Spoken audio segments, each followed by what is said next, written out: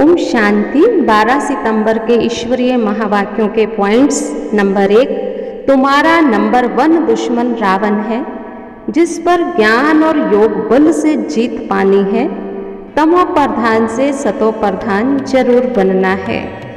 दूसरी पॉइंट है, सबसे महीन से महीन बात है, ये बेहद का drama second by second shoot होता जाता है, फिर 5000 वर्ष बाद रिपीट होगा। जो कुछ होता है कल पहले भी हुआ था, ड्रामा अनुसार होता है, इसमें मूंझने की बात नहीं है। जो कुछ होता है nothing new, second by second drama की रील फिरती रहती है।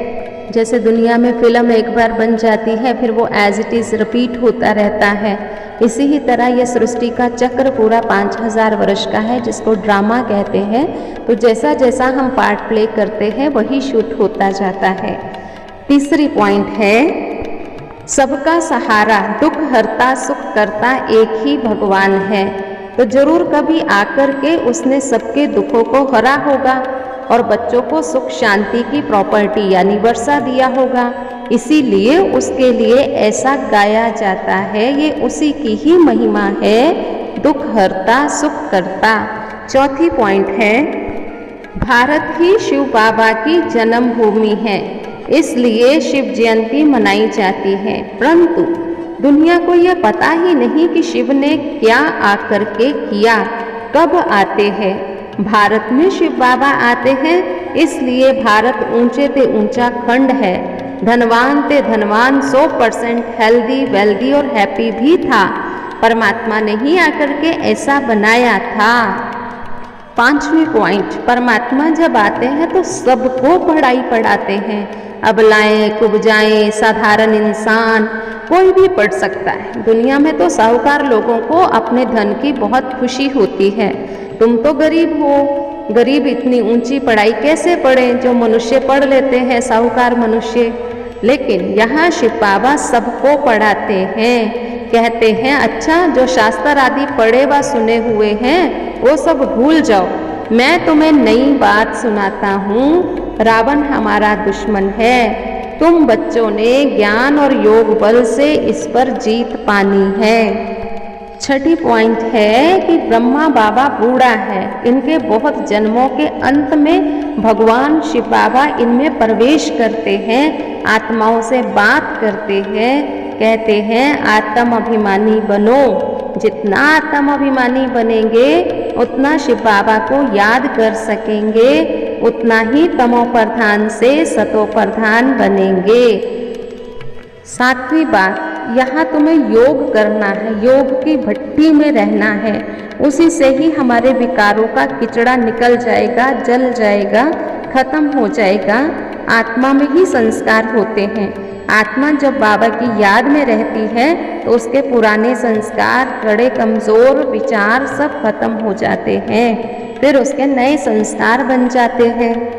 आठवीं पॉइंट है, दुनिया में तो किसी को पता ही नहीं कि माया होती क्या है। कहा जाता है माया ते हारे हार है। मनुष्य माया धन को समझ लेते हैं। अरे माया तो 5 विकारों को कहा जाता है। किसी के पास धन होगा तो कहेंगे इसके पास बहुत माया है, उनको पता ही नहीं अब कहाँ प्रकृति कहाँ माया, अलग अलग अर्थ है। 9वीं पॉइंट है, बाबा श्रीमत देते हैं श्रेष्ठ बनने के लिए। लाडले बच्चे मुझे याद करो, विक्रमाजीत बनने का कोई और पुरुषार्थ नहीं है। अब जो जितना पुरुषार्थ करे उतना अच्छा। कहा जाता है एक घड़ी आधी की भी पुण्याद, अपनी याद का चार्ट बढ़ाते जाओ। बाबा पुरुषार्थ करा रहा है, बच्चों को पुरुषार्थ करना ही है, कराने वाला करा रहा है, यही तो उसका प्यार है। बच्चे बच्चे कहता है। 10वीं बात है, बाबा बच्चों का ओबीडियंट है। लौकिक में भी माँ बाप बच्चों पर बलि चढ़ते हैं ना, तो यहाँ भी हमें बाबा का रिगार्ड रखना है, बाबा हमारा रिगार्ड रखते हैं। फिर बाबा ने कहा कि देखो बाबा पूछता है तुम्हारे कितने बच्चे हैं, तो ख्याल आना चाहिए शिव बाबा भी तो हमारा बालक है। अब बताओ तुम्हारा कल्याण कौन सा बालक करेगा? शिव बाबा। तो उनको वारिस बनाना चाहिए ना। तुम ट्रस्टी हो जाओ, श्रीमत पर चलते चलो।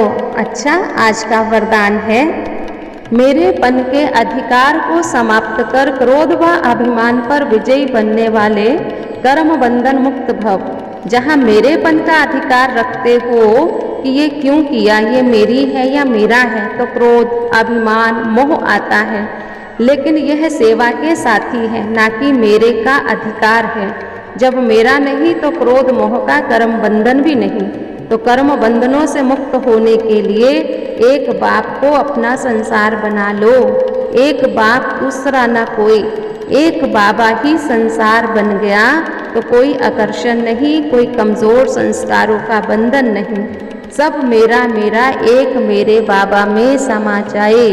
स्लोगन है, मास्टर सर्वशक्तिवान वह है जो समय परमान हर गुण हर शक्ति को कार्य में लगाएंगे।